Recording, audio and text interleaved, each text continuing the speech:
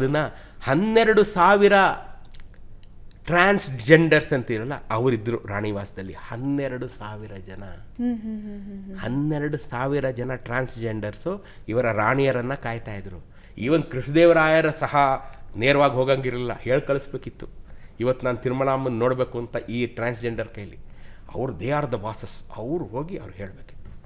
ಆಗ ಅವರು ಕರ್ಕೊಂಬನ್ನಿ, ಇಲ್ಲ ಅವ್ರು ಬರಬೇಕಾದ್ರು. ಅಷ್ಟು ಪವರ್ಫುಲ್ ಇದ್ದರು ಅವರು. ಅವರಲ್ಲದೆ ಬೇರೆಯವರಿಗೆ ಪ್ರವೇಶ, ಅನ್ಯ ಗಂಡಸಿಗೆ ರಾಣಿವಾಸದ ಪರಿಸರದಲ್ಲಿ ಎಲ್ಲೂ ಪ್ರವೇಶ ಇರಲಿಲ್ಲ. ಎಲ್ಲ ಇವ್ರುಗಳಿಂದನೇ ತುಂಬೋಗಿತ್ತು. ಅವರೇ ಪಲ್ಲಕ್ಕಿ ಹೊರೋರು, ಯುದ್ಧ ಮಾಡೋರು, ಅವರು ಅಡುಗೆ ಮಾಡೋರು, ಪ್ರತಿಯೊಂದೂ ಅವರೇ ಎಲ್ಲ ಅವರೇ ನೋಡ್ಕೊಳ್ತಿದ್ರು. ಕೃಷ್ಣದೇವರಾಯರು ಹೋಗ್ಬೇಕಾದ್ರೂ ಅವ್ರ ನೆರಳಲ್ಲೇ ಹೋಗ್ಬೇಕಿತ್ತು.